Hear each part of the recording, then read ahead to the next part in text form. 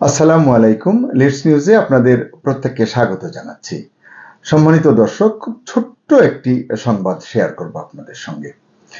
জাতীয় সংসদ নির্বাচন, মানবিক corridor, New Mooring container terminal, Saint Martin দ্বীপ, স্টারলিংক, এইসব ইস্যুতে টালমাটাল বাংলাদেশ, এটি আমরা সবাই জানি।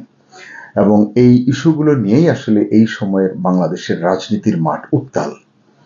এই আলোচনায় বাংলাদেশ সেনাবাহিনী এবং সেনাপ্রধানকে নিয়ে তুমুল চর্চা হয় সর্বত্র, কিন্তু বিমান বাহিনী প্রধান এবং নৌবাহিনী প্রধানকে নিয়ে তেমন কোনো আলোচনা হয় না, সচরাচর আমরা শুনি না। কিন্তু সশস্ত্র বাহিনীর গুরুত্বপূর্ণ এই বাহিনী প্রধান সাম্প্রতিক জাতীয় ইস্যুগুলো নিয়ে কি ভাবেন, এটি আমাদের অনেকের মনে প্রশ্ন জাগে।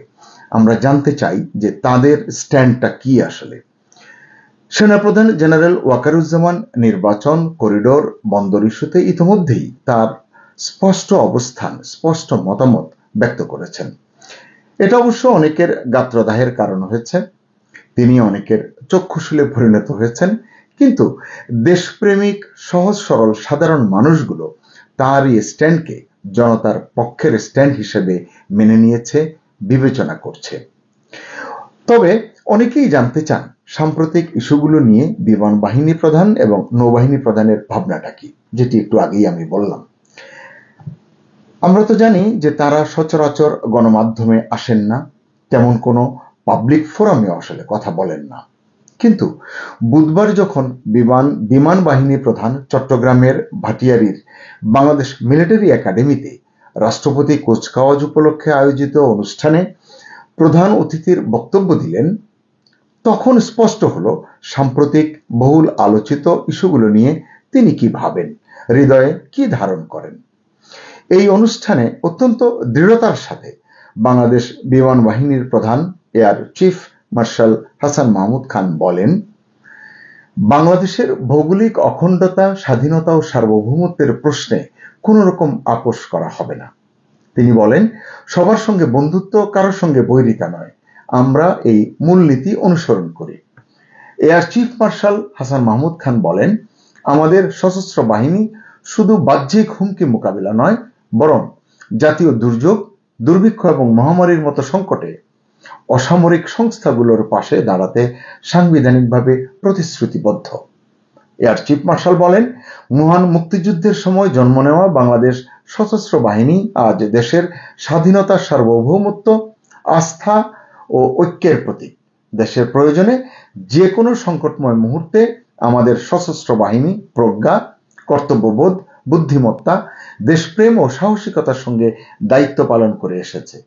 লাখো শহীদের রক্তের বিনিময়ে অর্জিত এই মাতৃভূমির প্রতিটি ধূলিকণা অক্ষুণ্ণ রাখতে সেনাবাহিনীর সদস্যরা সদাতৎপর। তিনি বলেন, বাংলাদেশ সেনাবাহিনীর প্রধান কাজ হচ্ছে নন ট্রেডিশনাল থ্রেট সহ সব বাহ্যিক ও আন্তঃরাষ্ট্রীয় হুমকি থেকে দেশের নিরাপত্তা ও প্রতিরক্ষা নিশ্চিত করা। তারই অংশ হিসেবে সেনাবাহিনী একের পর এক বিভিন্ন দায়িত্ব ও প্রকল্প সফল করার মাধ্যমে আজ দেশের একটি বিশ্বস্ত সংস্থায় পরিণত হয়েছে। দর্শক, আমি একটানা তার কথাগুলো পড়ে শোনালাম আপনাদের। কারণ হচ্ছে যে, যেহেতু বললাম যে ওনাদের কথা সব সময় সব জায়গায় আমরা শুনতে পাই না। সেনাবাহিনী প্রধান নানান কারণে মিডিয়াতে কথা বলেন বা তার বক্তব্য খুব সহজে গণমাধ্যম পর্যন্ত আসে। বিমান বাহিনী প্রধান এবং নৌবাহিনী প্রধান তাদের একেবারে পেশাগত দায়িত্বের জায়গা থেকে যেটুকু কথা বলার তারা বলেন। তা আজকে যে কথাগুলো তিনি বলেছেন, আমি যদি বিস্তারিত ব্যাখ্যা নাও করি, আপনারা নিশ্চয়ই বুঝতে পেরেছেন যে বিমান বাহিনী প্রধানের মধ্যেও একই রকমের চেতনা, একই রকমের চিন্তা, একই রকমের ভাবনা কাজ করছে। তার কথার ভেতর দিয়ে স্পষ্ট হয়েছে করিডোর, বন্দর সহ জাতীয় অন্যান্য বিষয়ে তার ভাবনাটা আসলে কি। ইতিমধ্যেই কথা সবাই জেনেছেন যে আমরা আমাদের তিন বাহিনী প্রধান যে পরস্পর বন্ধু এবং সমচিন্তার মানুষ, এটা গত কয়েকদিনের যে টার্মোয়েল চলেছে তার মধ্যেই আমরা শুনেছি। সেনাবাহিনী প্রধান যখন মনে হয়েছে বা গুজব যাই আমরা শুনেছি যে তিনি কোনটাস হয়ে পড়েছেন, তখন দুই বাহিনী প্রধান তার পাশে দাঁড়িয়েছেন, সমচিন্তা ধারণ করেছেন বলেই সরকার বা সংশ্লিষ্ট কর্তৃপক্ষ যারা বিষয়গুলোকে নিয়ে জটিল করতে চেয়েছেন তারা আসলে সরে এসে দাঁড়িয়েছেন এবং পরিস্থিতি স্বাভাবিক হয়েছে।